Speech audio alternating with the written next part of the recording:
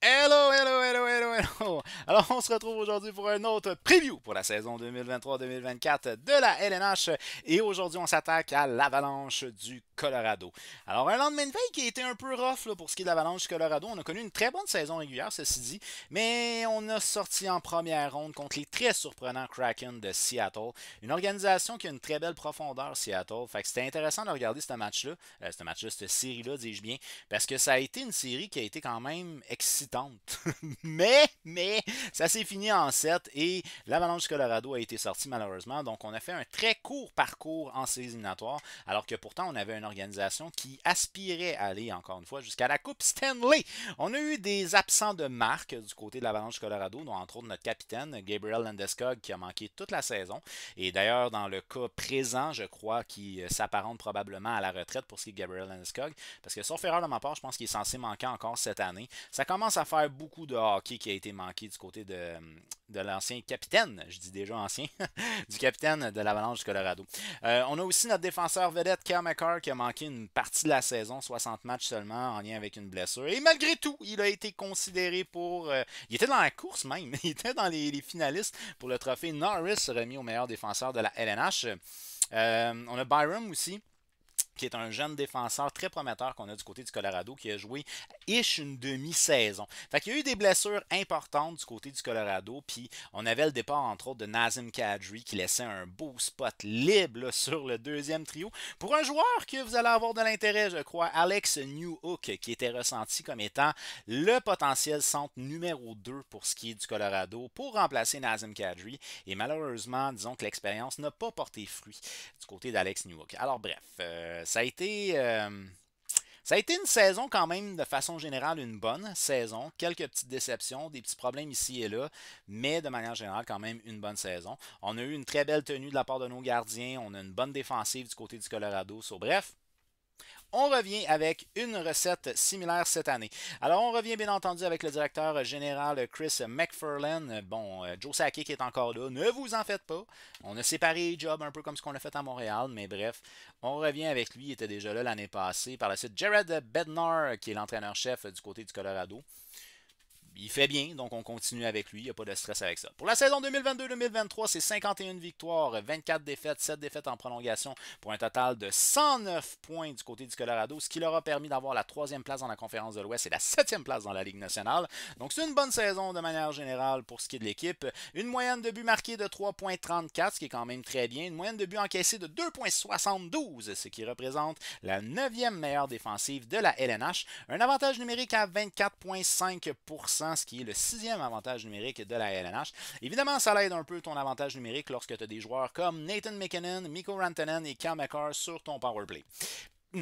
Et, et, il faut prendre le temps de mentionner que l'ancien du Canadien de Montréal, Artturi Lekonen, a battu des records personnels à tous les niveaux, autant au niveau des buts, au niveau des passes, au niveau des points. Fait que dans le cas de Lekonen, c'est 64 matchs, 21 buts, 30 passes, 51 points. Donc, sommet personnel pour les buts, les passes et les points. 20 points en avantage numérique pour ce qui est de Artturi Lekonen, un loisir qu'il n'avait pas vraiment à Montréal. Bon, on s'est fait éliminer en première ronde par le Kraken de Seattle. Le meilleur en termes de buts aura été Mikko Rantanen. Rantanen, 55 buts, un sommet personnel pour lui. Il faut dire que c'est très bon, le 55 buts. Là. Mais un sommet personnel, autant au niveau des points, 105 points, au niveau des buts aussi, 55 buts. Nathan McKinnon, sommet personnel, lui aussi au niveau des buts ainsi que des points. Donc 111 points, le meilleur pointeur de l'organisation l'année passée. 42 buts pour ce qui est de Nathan McKinnon en 71 matchs. Une excellente saison une fois de plus pour le joueur. Le meilleur défenseur, bon, normalement pour les autres équipes, je dis le meilleur défenseur à caractère offensif. Dans le cas présent, je dirais carrément le meilleur défenseur de l'équipe. C'est Cale Makar, 60 matchs, 66 points, plus d'un point par match encore une fois pour Cale Makar, plus 16 en termes de différentiel, plus moins. C'est un défenseur qui est de l'élite de la LNH, puis à son âge, 24 ans, t'en as encore pour une coupe d'années à entendre parler de lui, ça c'est sûr et certain. Alors, du côté de l'Avalanche du Colorado, comme j'ai mentionné, on avait eu une saison un peu décevante pour ce qui est de Alex Newhook. Donc, on a pris la décision de le laisser partir. Il est maintenant avec le Canadien de Montréal. On a pris comme en remplacement Ryan Johansson ou bien Ross Colton. Donc, on va voir qui va être capable de prendre le fameux poste de deuxième joueur de centre du côté de l'Avalanche du Colorado. Maintenant, je vous invite sur le alacoupe.ca, un texte qui a été signé par notre chroniqueur Anthony Saint-Amand, les espoirs les plus proches d'atteindre la LNH du côté de l'Avalanche du Colorado. Alors, vous avez 3 noms ici qui sont des joueurs qui peuvent atteindre l'alignement de la LNH dès cette saison. Le premier joueur étant le fils à Andrei Nikolai Kovalenko, un ailier droit de 23 ans, un choix de 6e ronde en 2018, mais on se calme parce que c'est un joueur qui était signé en KHL. Et ça explique souvent pourquoi les joueurs sont choisis un peu plus loin. C'est parce qu'on n'est pas certain de leur allégeance. T'sais. Fait qu'ils jouent en Russie, des fois ça peut, et je dis bien des fois, là, je sais que Michkov a été choisi quand même en première ronde, mais des fois ça peut descendre un peu le gars au repêchage. Puis dans le cas de Kovalenko, ben écoute donc, c'est le fils d'Andrei Kovalenko. Andrei Kovalenko a fait une carrière dans la LNH, puis on l'a connu au Colorado. So, on est pas mal convaincu qu'il va venir jouer en Amérique du Nord, et comme de fait, il finit son contrat en KHL. Il signe un contrat avec l'Avalanche du Colorado et il s'en vient en Amérique du Nord pour cette saison.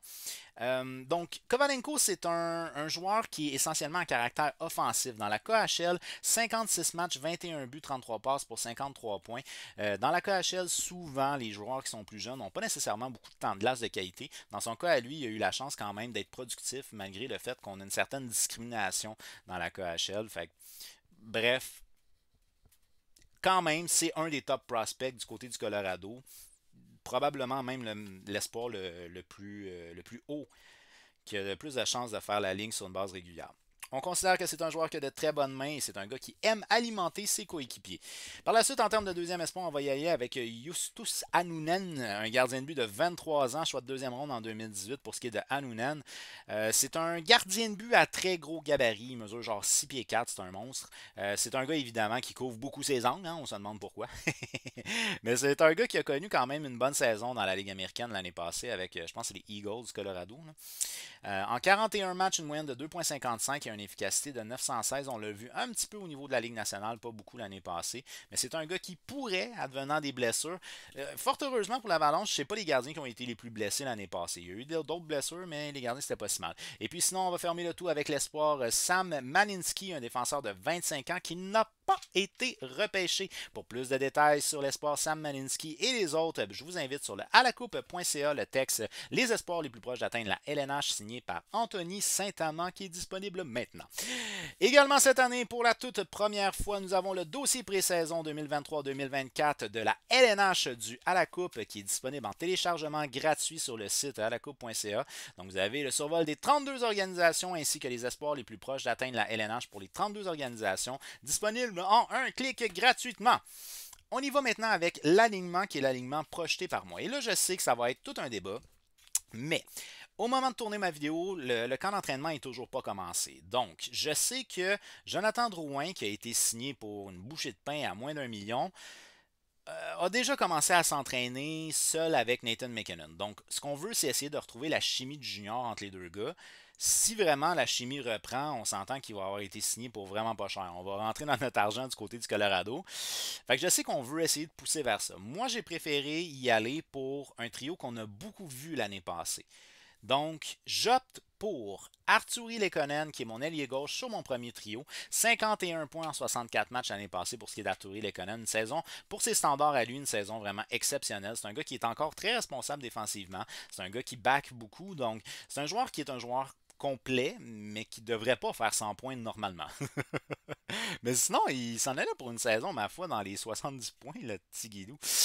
Ah les gars, bref. Donc, Artturi Lehkonen qui a connu une excellente saison l'année passée et qui a été beaucoup utilisé avec Nathan MacKinnon. Saison, record pour lui, 111 points en 71 matchs. Et Mikko Rantanen, 105 points en 82 matchs. Une excellente saison pour les deux gars, encore une fois. C'est dans les joueurs les plus dominants de la Ligue nationale. Je trouve ça dommage un peu parce que la ligne qu'il formait avec Gabriel Landeskog était, selon moi, la meilleure première ligne de toute la Ligue nationale. Je trouve ça plate qui manque encore une fois cette année, Landeskog. Mais bon, la réalité étant ce qu'elle est. Par la suite, on y va avec la deuxième ligne. Bien évidemment, Jonathan Drouin. Jonathan Drouin qui a été signé pendant l'été. 29 points, 58 matchs. Bon, nous, on en a beaucoup entendu parler à Montréal de Jonathan Drouin, des cas de santé mentale, pression de performance, puis tout ça. Est-ce qu'il va être capable de trouver ses repères? Est-ce qu'il va retourner au standard qu'on s'attendait de lui quand il a été repêché? Quand même, là, c'est un choix, je pense, c'est 3 au total, genre. Fait c'est un joueur qui était à haut potentiel quand il a été repêché. Il y avait même des discussions là, à savoir est-ce que ce serait MacKinnon ou ben Drouin qui serait le premier repêché, là, tu sais. Fait est-ce qu'on va être capable capable d'aller chercher ces standards-là. Je dis pas 111 points, là, mais tu sais, peut-être 70, 80. Bon, écoute, on s'attendait à une production offensive plus poussée de sa part. On lui souhaite qu'il retrouve ses repères du côté de Jonathan Drouin. Fait anecdotique d'ailleurs concernant Jonathan Drouin. Pendant l'été, il a participé à beaucoup de matchs de je sais pas, là, de caritatifs, là, dans le fond, pour des fondations, des choses comme ça. Puis c'est un des joueurs qui prenait le plus de temps pour signer des autographes avec les partisans. Fait que ça, je trouve ça sharp de le mentionner. Enfin bref. En termes de deuxième centre, on va y aller avec Ryan Johansson, un joueur d'expérience, 31 ans pour ce qui est de Johansson. Il nous arrive de Nashville, 28 points en 55 matchs. L'expérience, tout simplement. Je pense que Ross Colton peut le challenger comme deuxième centre. C'est probablement ça l'intention d'ailleurs, quand ils ont été chercher ces deux gars-là. C'est qu'ils se challenge pour le poste de deuxième centre. Vu qu'on n'a pas remplacé vraiment Nazem Kadri l'année passée, ben ça peut être intéressant. Valérie Nichushkin, 47 points en 53 matchs, une bonne saison écourtée, mais une bonne saison sur un point de vue offensif pour Nichushkin l'année passée. En termes de troisième trio cette fois-ci, on va y aller avec l'ancien des Devils de New Jersey, Miles Wood, 27 points en 76 matchs, que je fais jouer avec Ross Colton, 32 points en 81 matchs l'année passée du côté de Tampa Bay. C'est sûr que c'est compliqué là, à Tampa Bay. Quand tu es joueur de centre, tu joues quand même en arrière de Stamkos puis Pointe. Fait que peut-être est-ce que là, il va avoir l'opportunité de finalement rentrer dans le top 6. Puis à ce moment-là, ben peut-être qu'on va découvrir un joueur à caractère un petit peu plus offensif que 32 points en 81 matchs. Parce que moi, ça me servirait bien. J'ai sa Young Gun, donc... Mais enfin bref, je le souhaite. Et on fait jouer avec O'Connor sur le troisième trio, 26 points en 82 matchs pour ce qui est de O'Connor. Quatrième trio, on y va avec Andrew Cogliano, un joueur d'expérience de 36 ans. C'est 19 points en 79 matchs. Cogliano qui était surtout connu à l'époque pour sa rapidité. Il a ralenti un peu avec le temps, mais c'est normal. Mais il reste quand même un joueur qui est capable de suivre le rythme de la LNH. C'est un joueur qui était... longtemps, il a été Ironman, donc il y a eu une longue séquence de matchs sans blessure. Un joueur qui est capable de jouer défensivement, qui est capable de jouer en désavantage, puis d'avoir une bonne poussée, je sais pas trop comment dire ça, explosif, mettons, qui est capable d'être explosif pour la relance en désavantage numérique. Qu'on fait jouer avec Myers, et Myers, c'est 4 points en 39 matchs l'année passée, il a joué dans la Ligue américaine, 24 points en 30 matchs. Dans le cas de Myers, c'est un joueur mi-vingtaine, donc c'est un gars qui a fait sa place tranquillement avec l'organisation dans les ligues mineures, puis là, peut-être est-ce qu'il va avoir sa chance de jouer sur une base régulière dans la LNH, j'y souhaite bien en tout cas. Et Olofsson, à l'aile droite du quatrième trio, c'est 4 points en 28 matchs dans la Ligue nationale pour ce qui est d'Olofsson, c'est 14 points en 37 matchs dans la Ligue américaine l'année passée. En termes de scratch, j'y vais avec Wagner et Kovalenko, que je vous ai parlé tantôt, un espoir qui pourrait intégrer l'alignement dès cette année. Dans le cas de Kovalenko, si tu le fais rentrer dans ton alignement, idéalement, tu le rentres dans ta troisième ligne minimum. Pas sa quatrième. Donne-y des chances au moins de jouer avec des gars qui sont plus offensifs pour ce qui est de Kovalenko. Maintenant, en termes de défenseurs, là, j'ai pas réinventé la roue. J'y étais avec des pairings qui ont été très utilisés l'année passée, ou du moins ceux qui ont été les plus utilisés l'année passée. C'est coulé dans le béton. Devin Taze va jouer avec Cam McCarr sur ta première paire. Fait que ça, c'est pas discutable, c'est ça, puis c'est tout, puis tu vis avec. Voilà. Devin Taze qui est peut-être un des défenseurs les plus underrated de la ligue parce que c'est un joueur qui est grand, c'est un joueur qui est capable d'apporter un peu d'attaque, c'est un gars qui est bon défensivement, très responsable dans son jeu, il est mature. C'est un gars de 29 ans. Dans son prime, 50 points en 80 matchs l'année passée pour ce qui est de Devin Taze. C'est un excellent défenseur, honnêtement. On n'est pas à plaindre du côté du Colorado en défensive. Cam McCarr, qui est l'un des, ou sinon le meilleur défenseur de la Ligue nationale, 66 points en 60 matchs l'année passée. Comme je vous disais tantôt, là, 60 matchs, puis il était quand même dans les discussions pour le Norris. C'est pas négligeable. C'est vraiment pas négligeable. En termes de deuxième paire, cette fois-ci, j'y vais avec le jeune Byron. Bon, évidemment, il est jeune, 22 ans. Fait que si je vous dis sommet personnel pour lui, c'est pas très révélateur. Là. Je pense qu'il est en croissance. Bon, bref, la croissance va bien pour ce qui est la croissance de ses performances. Va bien pour ce qui est de Byron. 24 points l'année passée en 42 matchs. Bon, il a été blessé, là, fait que ça l'a écourté un peu sa saison. Mais sinon, s'il reste en santé toute la saison, c'est un défenseur qui est un défenseur à caractère offensif intéressant. Que je vais jouer avec Josh Manson, un joueur vétéran. C'est 10 points en 27 matchs l'année passée. Manson, 31 ans pour lui. C'est surtout qu'il a été comme plus souvent utilisé avec Manson qu'il a été utilisé avec Gérard ou Johnson. C'est pour ça que moi j'ai opté d'y aller avec des gars qui ont joué plus souvent ensemble l'année passée. En termes de troisième paire, on y va avec le vétéran Jack Johnson, 36 ans pour ce qui est de Jack Johnson. C'est 8 points en 83 matchs et je me trompe pas, c'est bel et bien 83 matchs parce qu'il a été échangé en saison. Il a commencé sa saison avec les Hawks de Chicago. Que je fais jouer avec Samuel Girard, 31 points en 76 matchs que je mets sur ma troisième paire. Je mets Samuel Girard sur ma troisième paire. Bon, parce qu'il a été utilisé quand même assez souvent en fin de saison avec Jack Johnson.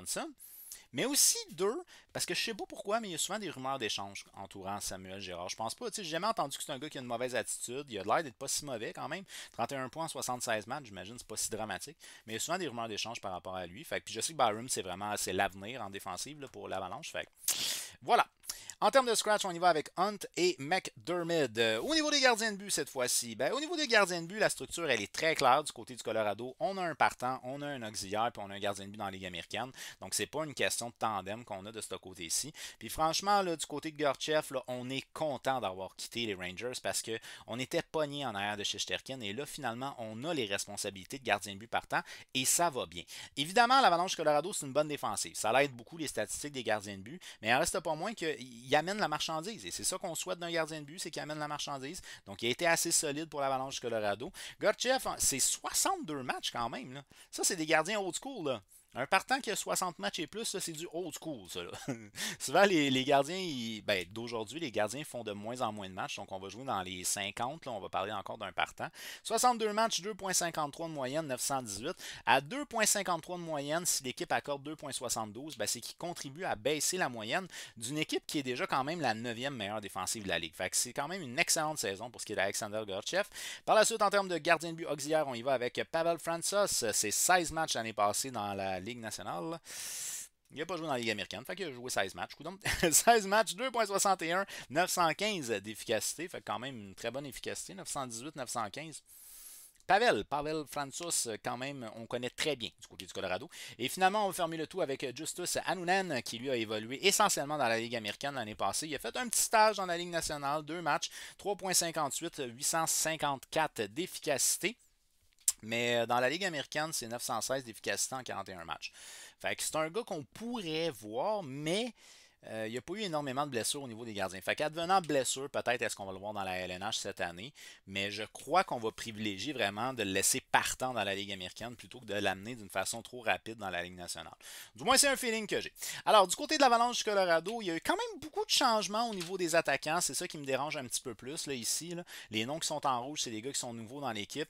Fait que on ne sait jamais comment que la chimie va pogner comme ça. C'est quand même, c'est un guess assez contrôlé, Drouin McKinnon, là, mais sinon pour le reste, on ne sait jamais comment que la chimie va pogner là-dedans. La lecture que moi j'en fais, c'est qu'on a été chercher Johansson et Colton dans le but qu'il y ait une compétition à l'interne pour le poste de deuxième centre. Colton qui est dans la mi-vingtaine, Johansson qui est dans la trentaine, on souhaite probablement que Colton soit le deuxième centre. Mais en tout cas, bref, on a un gars d'expérience là. Fait ici, moi, je trouve qu'il y a peut-être une possibilité d'un manque de chimie, mais on reste avec une des meilleures défensives de la Ligue, puis des gardiens de but qui sont solides. Fait que l'Avalanche du Colorado sont bien coachés, ils ont un bon corps de leadership, ils ont des gars qui sont capables, 2 gars qui sont capables de faire 100 points. Puis sinon, je pense qu'ils sont capables de jouer responsable défensivement aussi. Ce qui m'amène donc à dire que d'après moi, l'Avalanche du Colorado est encore une équipe à prendre en considération pour les espoirs de la Coupe Stanley. Fait qu'on y va dans le corridor pour ce qui est de l'Avalanche du Colorado. D'après vous, est-ce que les changements qui ont été apportés du côté de l'Avalanche du Colorado vont les tirer vers le bas? À ce moment-là, ils ne se rendront pas au corridor. Peut-être même qu'ils vont avoir de la difficulté à se qualifier en séries éliminatoires. Eh bien, faites-le moi savoir au travers des commentaires. On n'oublie pas de donner un petit j'aime à cette vidéo-là et de la partager parce qu'un maximum de hockey fans pour jaser, c'est toujours plus plaisant. Et on se revoit très prochainement. Activez la petite cloche de notification parce qu'il y a d'autres preview qui s'en vient pour la saison 2023-2024 de la LNH. Merci d'avoir regardé la vidéo. On se revoit bientôt. Bye bye.